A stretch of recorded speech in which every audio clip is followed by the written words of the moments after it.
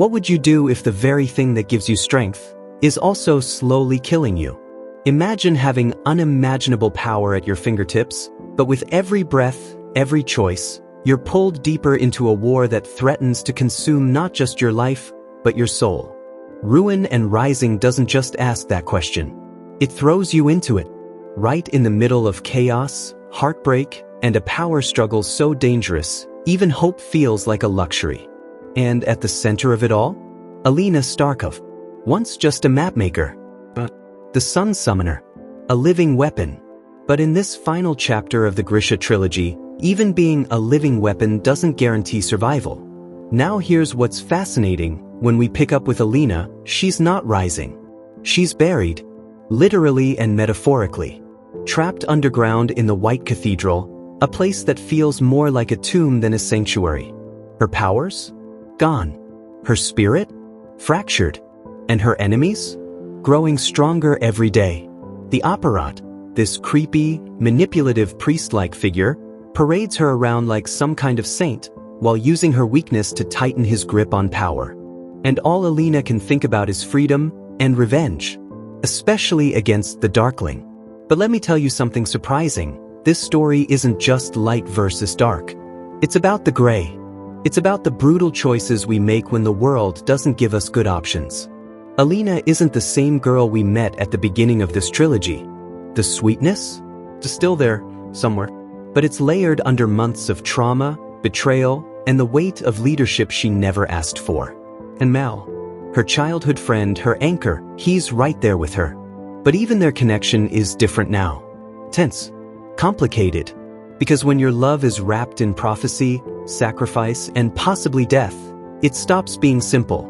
This is where things get really interesting. Alina knows she needs the third amplifier, the Firebird, to stand a chance against the Darkling. 2 amplifiers down. 1 to go. But the legend of the Firebird is wrapped in riddles. Nobody even knows if it exists. And every step toward it pulls her deeper into a terrifying truth about who she is and what she might have to become. Because here's the twist: power, real power, never comes without cost. And in this world, it usually comes with blood. The journey to find the Firebird becomes more than a hunt. It's a descent into history, into secrets buried beneath lies. Alongside her loyal group, Zoya with her biting sarcasm, Tamar and Tolia the twin warriors, Nikolai the charming prince with secrets of his own, and of course, Mal, they travel across a war-torn Ravka. The air is heavy with fear. The land is scorched by battle. The Grisha are scattered. And the Darkling? He's out there, somewhere, always a step ahead. Always watching. You can feel his presence even when he's not on the page. That's how strong Bardugo's writing is. You feel haunted by him. But just when you think you understand the game being played, bam. The rules change. Alina begins to unravel not just the mystery of the Firebird, but something much deeper. Something personal. Something devastating. And here's where I had to stop and breathe, because the realization she comes to, it flips everything. The prophecy, the amplifiers, her role in the war, it's not what she thought. It's not what we thought. And suddenly, the price of victory looks terrifyingly high. Still, they press forward. Because what other choice is there? Ravka is dying. Cities are falling. Innocent people are being slaughtered. And Alina has to make peace with something chilling. Maybe she isn't the savior. Maybe she's the weapon. And maybe that's enough. Now, let's talk about Nikolai for a second. This guy brings a strange kind of levity to the darkness. Smart, cunning, a born leader. He's the kind of character who surprises you. Just when you think he's all charm and strategy, he reveals these flashes of pain, of fear, of longing for a country that's breaking apart. And his relationship with Alina? Not romantic, but layered with deep respect. You get the sense he sees her, not just as a tool or a myth, but as a human being struggling with impossible expectations. And in a world where everyone wants something from her, that matters. But the Darkling, oh, the Darkling. You can't talk about Ruin and Rising without diving into the chaos he brings. He's not your typical villain. He's not evil for the sake of it. He genuinely believes that his path, the path of fear and domination, is the only way to bring lasting peace. And the scariest part? He's almost convincing. Because in a world this broken, can you really blame someone for trying to control it instead of fix it? There's this moment, I won't spoil the specifics, but it hits like a gut punch. It's quiet, almost tender, and it reminds you that even monsters bleed. Even the Darkling, in all his cruelty and darkness, once wanted something pure. Something beautiful. And that makes him all the more dangerous. As the final battle approaches, the stakes explode.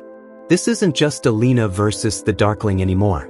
It's ideology versus ideology. Control versus freedom.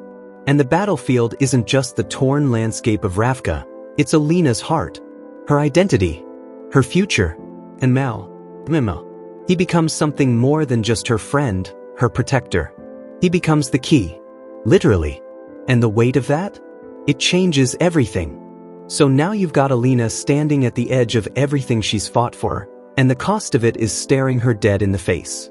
The final amplifier isn't just some mystical creature hiding in the mountains. It's tied to someone she loves. Deeply. And I mean bone-deep love. Can you imagine that? Being handed the weapon that could save the world, but only if you destroy the one person who's always believed in you, even when you didn't believe in yourself. This is where Leigh Bardugo rips your heart out. In the best way.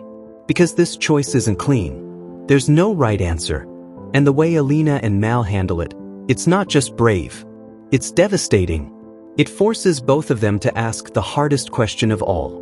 What's the difference between sacrifice and cruelty when you're the one holding the blade? But just when you think you know where the story is going, Bardugo flips the entire narrative on its head. Alina doesn't choose the obvious path. And that moment, when she decides to give up everything for something greater, it's not just a twist. It's a statement. Because this book isn't about power winning. It's about letting go. About how true strength isn't in how much light you can summon or how many enemies you can burn down. It's in how willing you are to be human. To let love, grief, and sacrifice change you, not destroy you. And the battle that follows? It's chaos and beauty. Explosions of light. Shadows tearing through the sky. Lives ending in an instant. But it's also strangely intimate. It's about individuals making choices in the middle of a storm. Nikolai rises. Zoya steps into her own. And even the Darkling, yeah, even him, has a moment that makes you stop and question everything you felt about him. Because no matter how much you hate what he's done, there's this sliver of tragedy to him. Like maybe, if one thing had gone differently, he wouldn't have become a villain at all. By the end, when the dust settles, Ravka isn't magically healed. It's broken, scarred. But there's hope now. Not in a flashy, fairy tale way. In a slow, rebuilding kind of way. And Alina? She walks away from the myth. She leaves behind the legend of the Sun Summoner, the girl bathed in golden light, and chooses a quieter kind of life. The kind of life most heroes never get. And maybe that's what makes her journey so powerful. She doesn't need a throne. She doesn't crave worship. She just wants peace, and she fights like hell to earn it. Mal too. His arc is equally beautiful. The boy who always stood in the background becomes the compass, the sacrifice. And in the end, he gets to live not as a symbol, but as a person. And their love, it's not fiery or tragic or grand. It's steady, rooted, the kind that survives the worst of the world because it was never about power. It was always about choosing each other. What Ruin and Rising really leaves you with isn't just a sense of ending. It's a whisper, a quiet truth, that sometimes, to truly save the world, you have to stop trying to rule it. You have to let go of the light, to find something even brighter. And maybe, just maybe, that's the kind of story we need most. Not one about heroes who win with swords and fire, but about survivors who choose love again and again, even when everything around them is falling apart. Because in the end, it's not ruin or rising. It's both. And in that in-between space, that's where you find what's real. Feel like you're meant for more, but don't know how to get there? You're not alone. Every success story starts with doubt and a spark. The Self-Made Millionaire, Zero to Wealth isn't just a book. It's your roadmap to purpose, confidence, and success, built on real lessons from real millionaires. One reader said, "It didn't feel like a book. It felt like my future talking to me." Inside, you'll find the exact mindset and principles used by the world's most successful people. No fluff, just real, life-changing wisdom. Ready to take the first step?